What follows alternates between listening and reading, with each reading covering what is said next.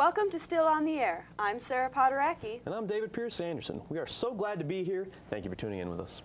We've got a terrific show lined up for you today featuring Laugh-A-Minute Enterprises. First, though, we're inclined to give you a healthy dose of news. Now, a lot has happened while we work tirelessly day and night to bring you this fine show. Yes, indeed it has, and there's no doubt that the most notorious news generator has been our newly elected Lord of Darkness, I can't finish it. Regardless, we would be remiss to not acknowledge the Dark One's accomplishments. And what better place to begin with than the beginning?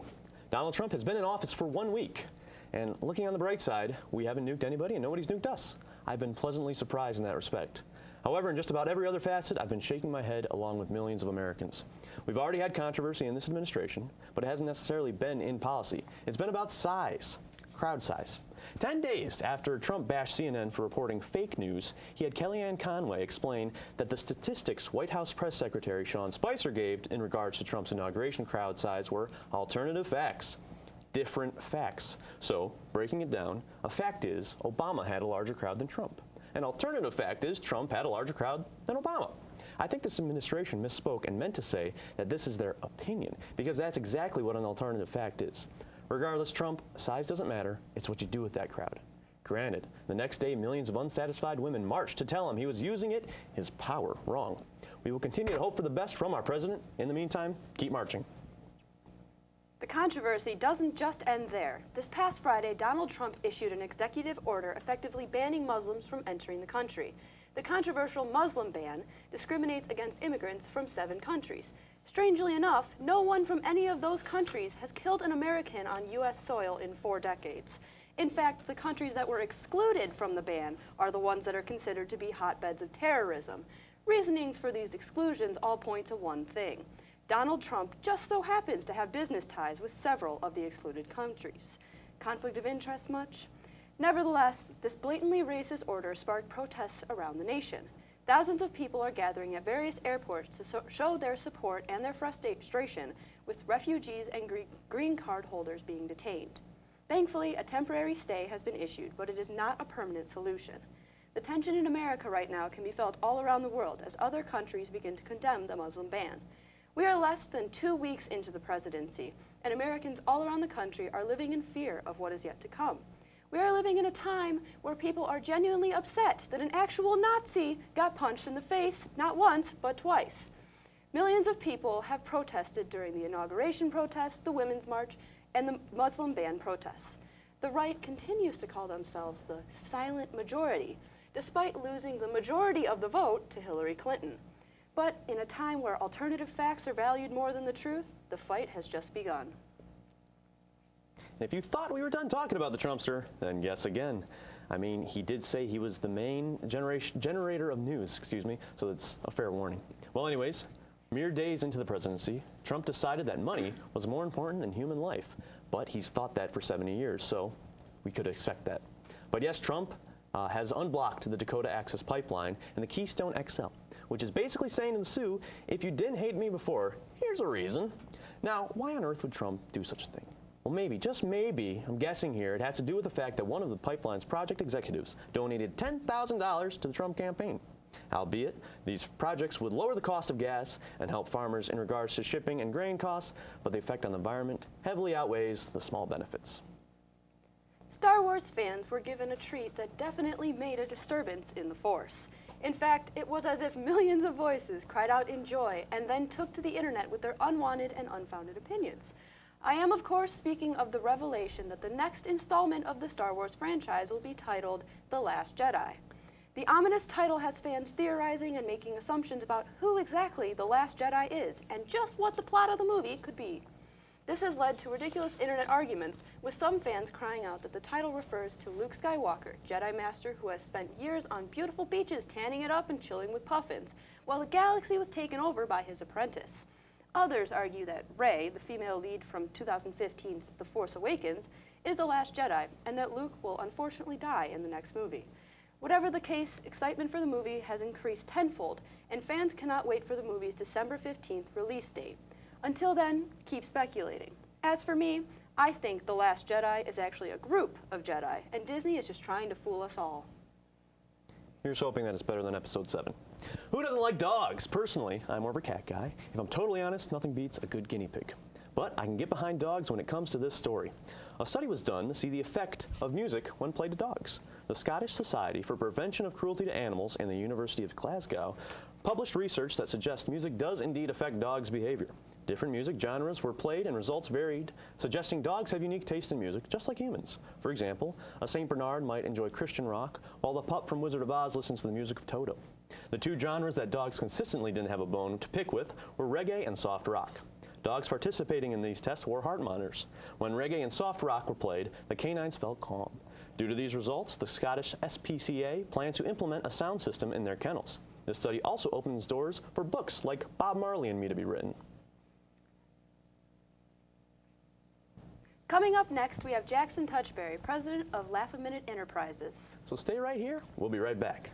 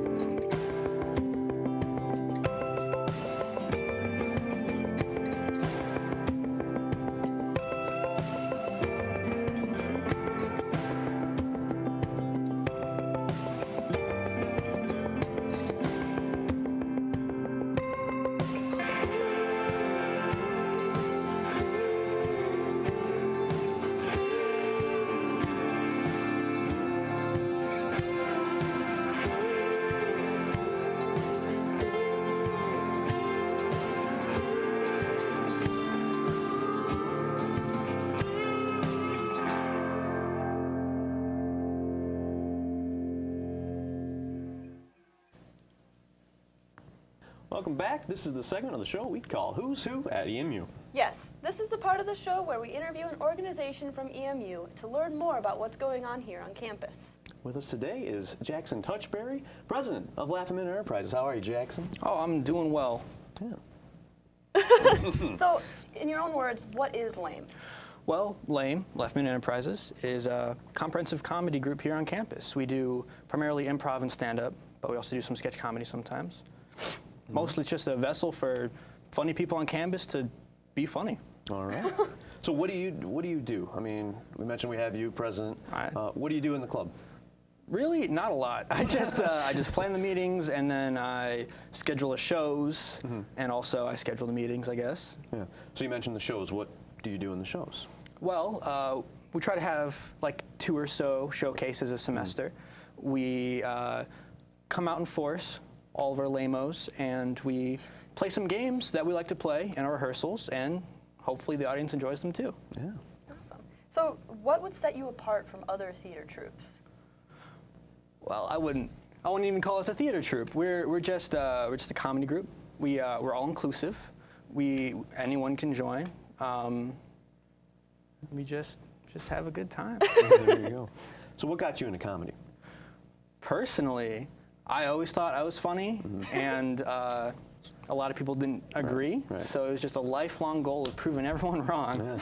Yeah. So you heard about Laugh-A-Minute Enterprises. How did you get into this specific club? I joined like a lot of our members did. I was just walking around at Fajita Fest, and there was a booth. They said Laugh-A-Minute Enterprises. I was like, okay. I like laughing. Yeah. ideally every minute. Yeah. And well, they were advertising improv, which I had some experience in, and sketch comedy, which I was really excited to write for. So I was like, sign me right up. Yeah. So are you limited to laughing for a minute, or is it a laugh a minute? Is it Laugh a minute. Like So- every minute, you get a Just laugh. Not just a minute. Well, Yeah. that's better strategy. Do you have any comedic influences? I would say my main one is, even though he's really contemporary, would be John Mulaney. Just the way he tells his stories is just, it's really dry, and but always really funny. And I try to emanate that a little bit. Yeah, for sure. I can relate to him too, because we're both tall, white Catholics. So yeah, I can relate to that. You have a question, Sarah? No, No? not at all. All right. Well, do you have a favorite comedic memory, whether it be in a show, everyday moment? If it wasn't you, maybe someone else? I think my personal favorite was actually one of our showcases last year. Our ex-president, Ryan Goodcase, his personal flavor of comedy was stand-up. Yeah. And all of my prior experience with amateur comedians was poor. I'd done some shows with just local stand-up comics around, and they were usually really bad. Yeah. But Ryan opened my eyes. He was really funny. He was just a small-time guy. I had always imagined it's like somehow you have amateur level, and you got the professional people that get on TV, and then somehow you get funny in between there. But if you're amateur, you're not funny. Right. And he proved that wrong. Kind of gave hope to the little guy that this can be done. Yeah. Right? So we both in Lame also. We're not going to try to hide that anymore. Yeah, vice president and PR.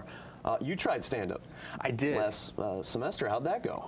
It went surprisingly well. Yeah. I was nervous as all heck. And then you just get up there and you have the mic, big dark room, and you got to make it. You just got to be funny by yourself. Right. Usually I have like an ensemble, but I just was like, okay, this is make or break. Either I'm funny or I'm not, and it went pretty well. Yeah. I was satisfied. I was impressed with how you did, because I went up there and I thought I was hilarious, and I think there were a few other people that enjoyed what I had to bring, but a lot of people felt bad for me, because I've had a rough life, I guess, and He made self-deprecating jokes, so of course the audience took pity on him. yeah, Yeah. So. Got a lot of aw.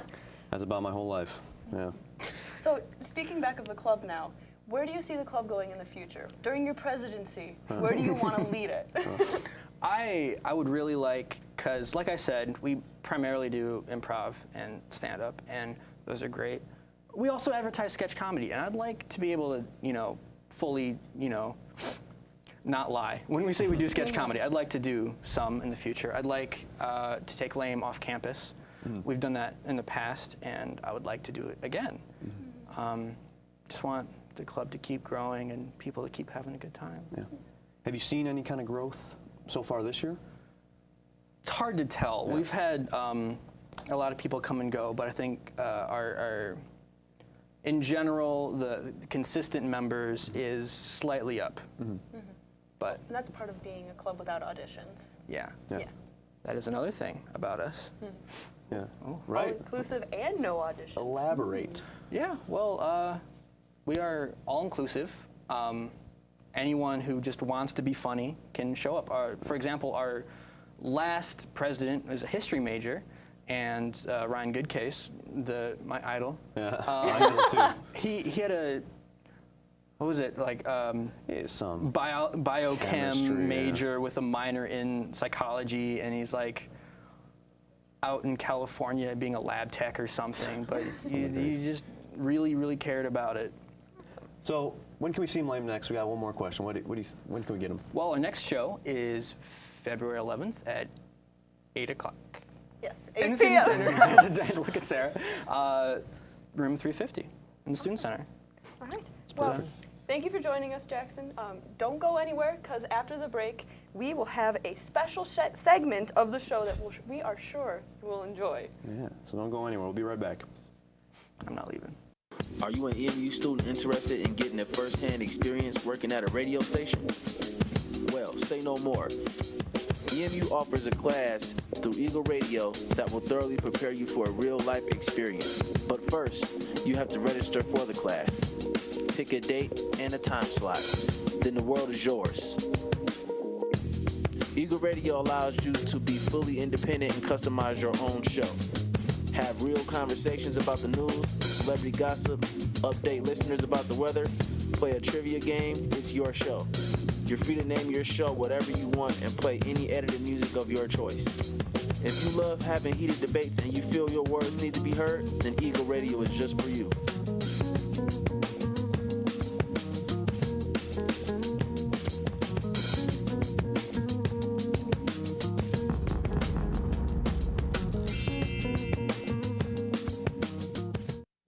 Welcome back. It's now time for Anarchy.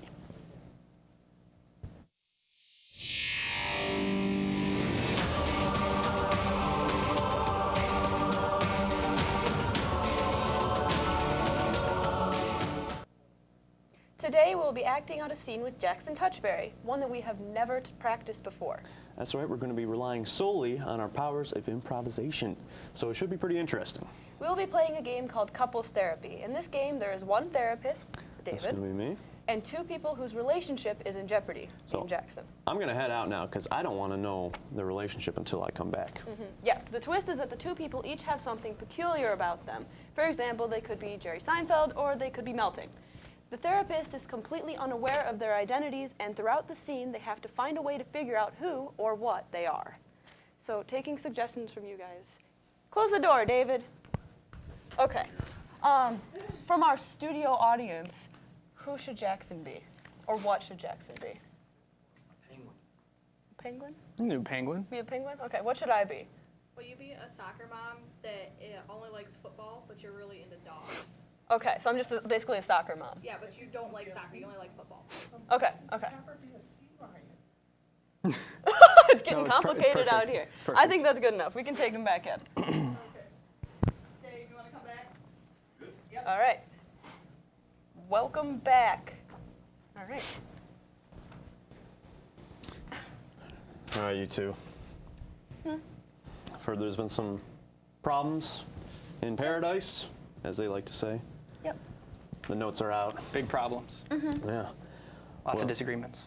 That's why you would be here. So we'll start with you. What's wrong with her? Where do I start? I mean, it's not the dogs, it's the van. Like, who drives that anymore? Yeah.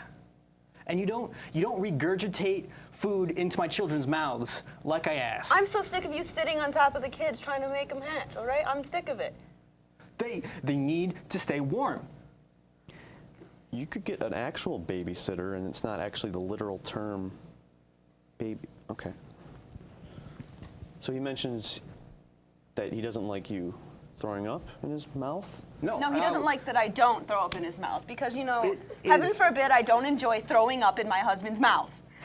No, I don't care if you throw up in my mouth. I want you to throw up in our kids' mouths. How else are Oh. they going to eat? It's really difficult because he also likes to pigeonhole me. Just because I drive the van doesn't mean I like what it suggests, okay? Well, what do you think? I'm a true American. Whoa. I never doubted that. What I- do you think he thinks the van does?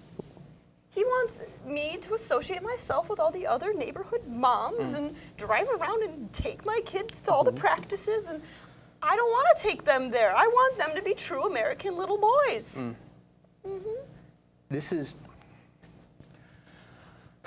It's just because I can't fly. She thought she was signing up for something else, but I can't. I thought Can't you would be get able there. to bring the kids to practice. What use are you when you can't fly them there? You should have done your research. It's on the first page of the Wikipedia. You article. should have been honest with me when we started our relationship. I thought when I introduced myself that would be enough explanation. It's not my fault that you just. As you can see, mode of transportation is very important to me, Jackson. I know that, and I knew that when I met you and you drove up in that giant van with all this sports equipment. You have a problem with it? Yeah, you don't play sports. Yeah, but I want the kids to. Okay, don't. Okay. I don't care that you're concerned about them getting concussions, okay? They're American boys. You know, when I grew up, my mom left for like a couple months to go get me food. I didn't see her. Okay. What's your point here? That I'm around too much? Yes. What is that even supposed to mean? It means, you're not thrown up in their mouths. You're around. Like, choose one. I'm so sorry. So you would prefer that I vomit in the kids' mouth, Yeah. leave for a long time, Yes. and let them kick around multicolored balls? Okay, I didn't. If they I'm want sorry if I'm jumping to assumptions here, but I would just really prefer that they play a sport for Americans. You know what sport we played back home? Dancing was outlawed. We couldn't dance. I had to start that.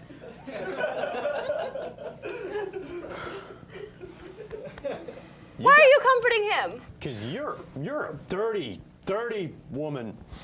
Why? You. Why? Please explain to me. This man is crippled. He can't do things that his ancestors or distant relatives can, and you're putting him down for that? He already can't get up. He's trying to make me out to be someone I'm not, and I'm trying to make him out to be someone he's not, and we're trying to figure it out. And that's the problem. And you're not helping, you're just comforting him. Well, I haven't said a word in 5 minutes. It's been you guys. Well then please, tell us, what should we do?